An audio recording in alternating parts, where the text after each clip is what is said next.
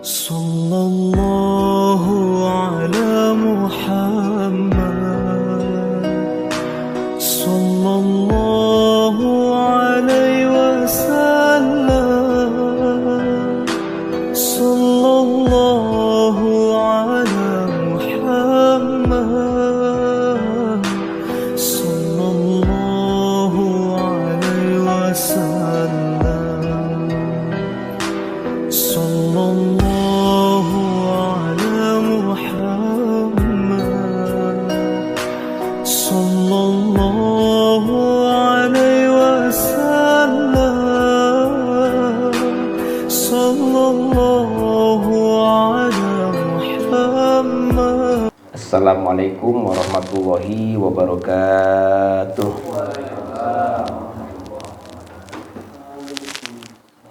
Alhamdulillahirabbil alamin wa bihi nasta'inu ala umuri dunya waddin wa ala alihi washabihi ajmain.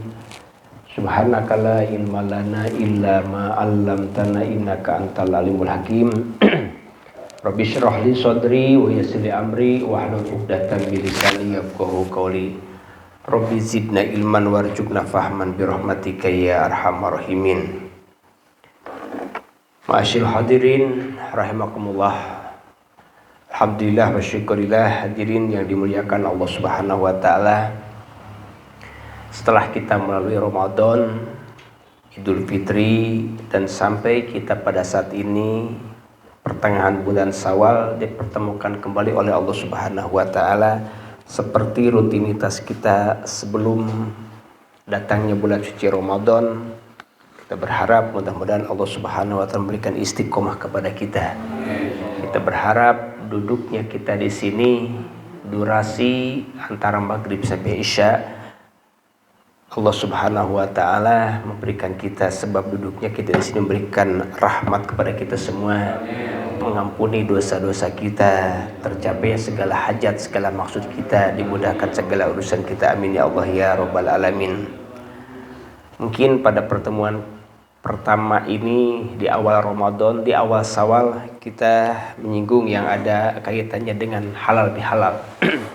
Ini istilah halal bihalal merupakan istilah yang populer, terutama istilah populer ini budaya yang berlaku di Indonesia. Acara halal bihalal. Apa itu mana halal bihalal? Makna halal bihalal itu ada dua makna.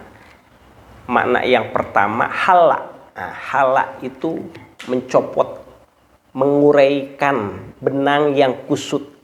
Nah, melepaskan ikatan, itu hala. Ya. Membersihkan yang keruh, itu disebut hala. Jadi segala sesuatu yang terbelenggu itu dilepaskan, itu disebut hala. Seperti ada sholawat disebut sholawat nariyah. Sholatan Allahumma sholli ala sayyidina alladzi tanhalu bihil uqad. Nah, alladzi tanhalu bihil uqad. Nah, tanhalu itu yang membuka tali-tali yang membelenggu. Nah, jadi ketika halal bihalal itu seolah-olah melepaskan, menguraikan benang yang kusut, mencairkan yang keruh. Anu tadina aya unek-unek, dengan halal bihalal asal legowo ketika meminta maaf, bebas, tidak ada urusan dosa antara manusia. Itu halal. Nah, ada juga yang dimakan halal bihalal itu mengandung arti halal. Mengandung arti halal berarti kebalikan dari haram. Sebelum halal bihalal itu haram. Kenapa? Karena masih ada dosa. Dosa kaitan dengan manusia. Ketika halal bihalal berjabat tangan, dosa-dosa itu berjatuhan seperti berjatuhannya pohon yang kering, daunnya ditiup angin besar. Itulah ketika berjabat tangan antara kaum muslimin. Jadi halal bihalal ini merupakan hal bukan sekedar adat, akan tetapi perintah Allah Subhanahu wa taala supaya tidak ada dosa hakul adami. Ya. Karena Allah Subhanahu wa taala memerintahkan, ya, wakhud, ya, ambillah oleh kalian. Ya. Dengan apa? Bil afwi wa'mur bil urfi, ya, wa'rid al jahilin.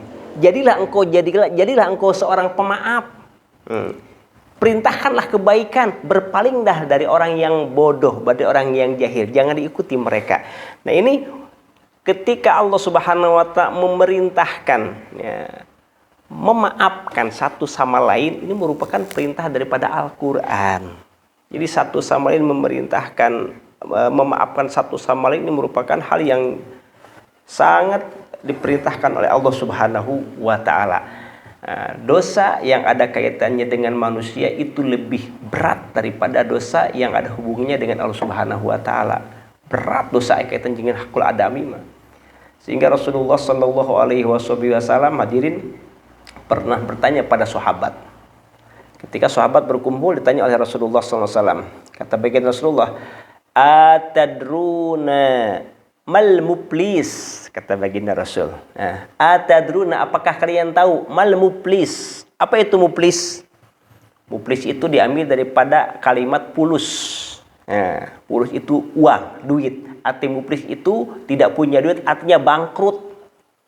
Jadi disimpulkan Rasul bertanya, apakah kalian tahu siapa orang yang bangkrut itu?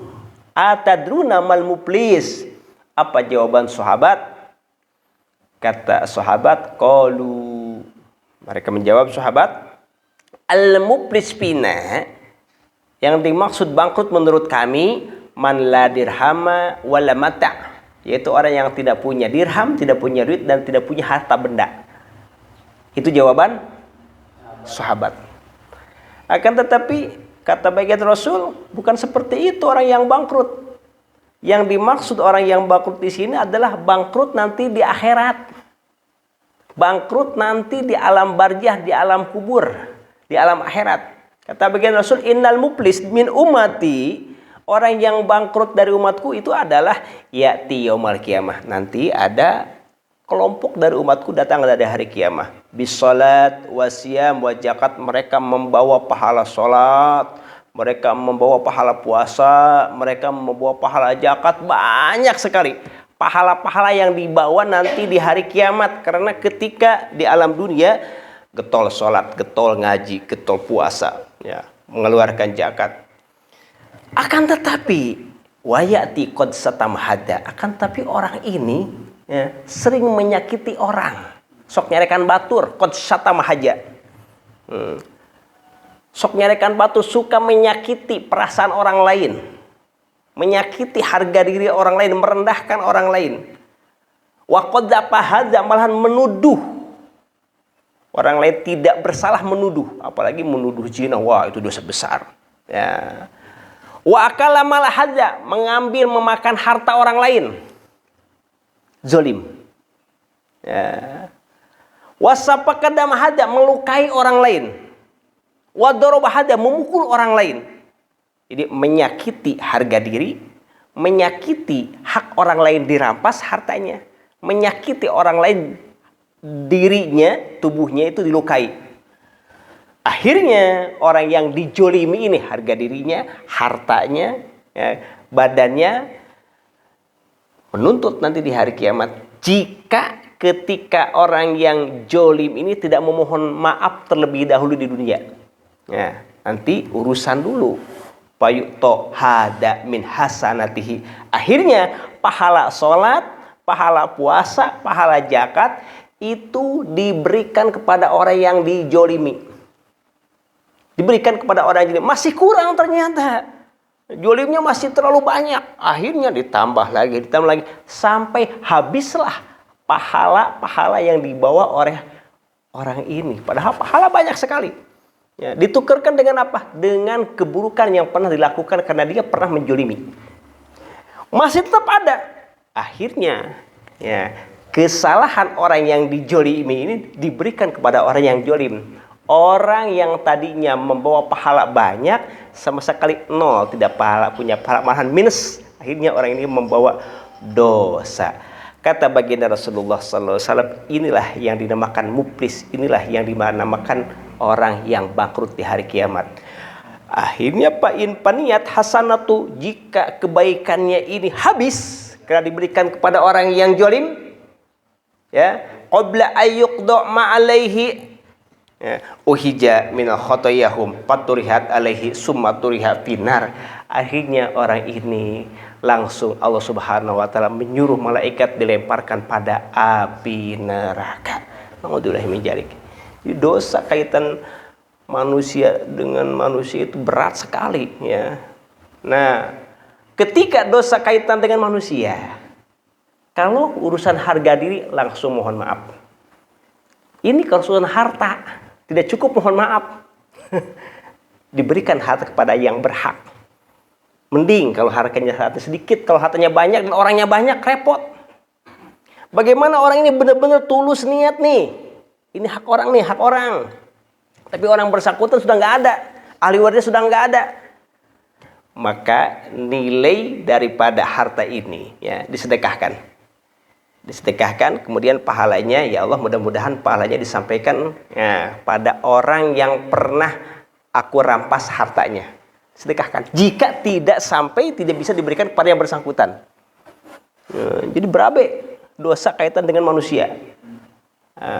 Malahan kata baginda Rasulullah SAW, wa amma julmu alladzi la yatrukullah. Ada jolim yang tidak dibiarkan oleh Allah Subhanahu wa taala. Jolim apa itu? Julmul ibad ba'duhum ba'dun. Jolimnya satu sama lain antara manusia A ke manusia B satu sama lain. Itu tidak akan dibiarkan oleh Allah Subhanahu wa taala hatta yubaddiro ba'duhum min ba'din, sehingga dibereskan dulu urusannya. Itu dosa dengan manusia berat sekali, sehingga alhamdulillah wa syukurillah Allah Subhanahu wa taala memberikan kewajiban di bulan suci Ramadan, puasa bulan suci Ramadan, dan selanjutnya ada acara halal bihalal atau salaman. Kalau secara langsung mungkin gengsi, mungkin malu.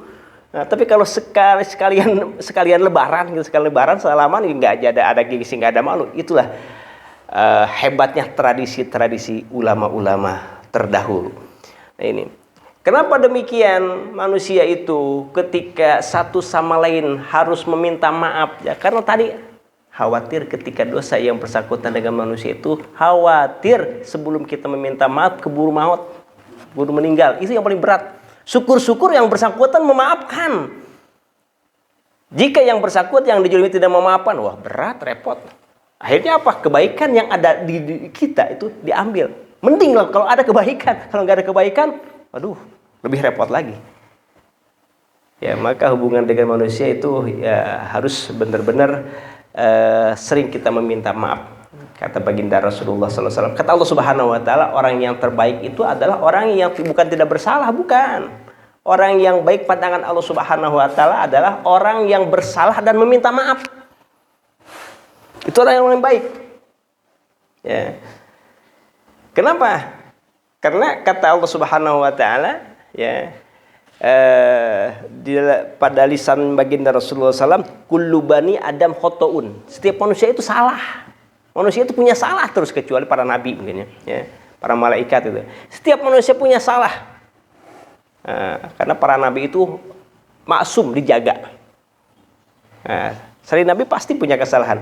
Kullu bani Adam khotoun wa khairul khoto. Dan orang yang salah baik, yang terbaik itu adalah at-tawabun, yaitu orang yang taubat, yang meminta maaf, yang memohon ampun. Jadi orang yang baik itu adalah orang yang merasa salah kemudian meminta maaf. Bukan orang yang merasa benar, bukan, karena tidak mungkin manusia itu benar. Manusia itu banyak sekali kesalahan-kesalahan. Kenapa manusia itu banyak sekali kesalahan-kesalahan? Karena manusia itu pengaruh godaan setan tidak berhenti-hentinya. Setan terus menggoda manusia dari berbagai arah, dari berbagai penjuru, dari berbagai kegiatan manusia. Sehingga Syekh Nawawi mengutip di dalam kitab, ada kitab yang dinamakan Nasulul Ibad, nasihat-nasihat buat hamba. Di situ mengambil daripada kalam Sayyidina Umar. Kata Sayyidina Umar gini, inna dzurriyyatash syaiton tis'atun. Setan itu mempunyai keturunan. Keturunan setan itu ada 9 keturunan setan itu. Ada 9 kelompok. Itu masing-masing kelompok setan yang 9 grup itu masing-masing tugasnya mengganggu, menggoda manusia. Ada namanya, ada kelompok setan yang dinamakan jalitun. Nah, ada setan jalitun. Ada setan jalitun itu. Setan jalitun itu apa? Itu tugasnya sahibul aswaq. Payan sibu piha royatahu. Setan itu ditugaskan di pasar.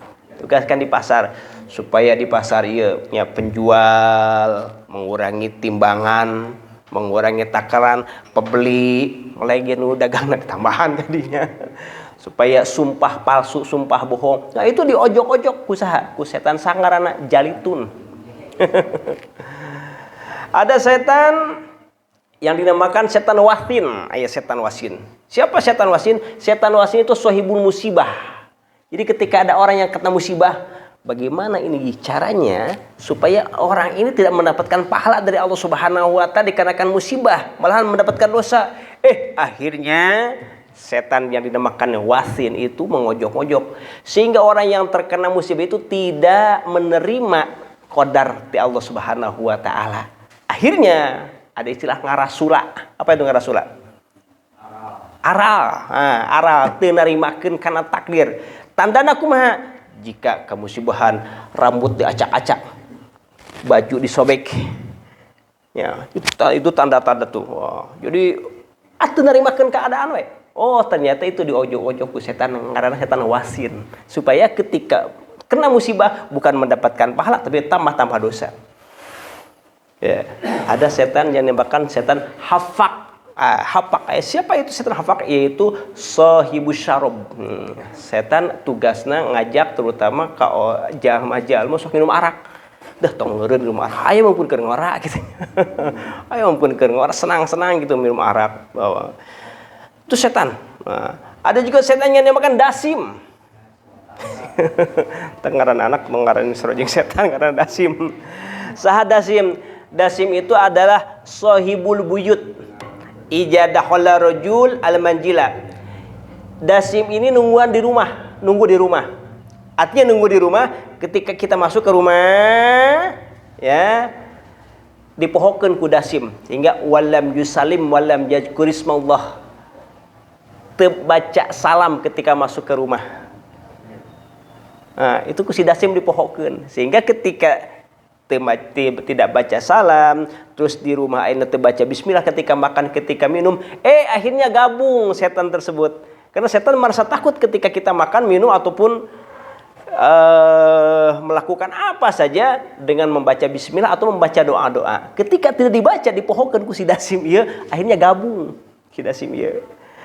Malahan auqa fi ma bainahum almunajah, si dasim ieu ya membisikkan hati satu sama lain antara suami istri ataupun anak dan orang tua supaya pasea we terus supaya ribut we terus.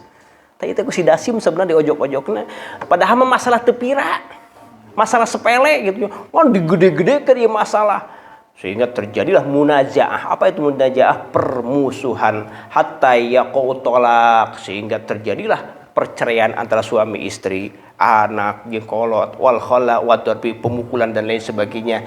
Itu ternyata ketika dibongkar oleh ulama, ternyata itu ada yang mengojok-ojok. Nah, siapa itu? Setan. Setan. 9 banyak sekali itu. Maka hadirin yang dimuliakan Allah Subhanahu wa taala, ketika kita dosa yang kaitan dengan hubungan dengan manusia itu berat sekali. Beda dengan hubungan Allah Subhanahu wa taala.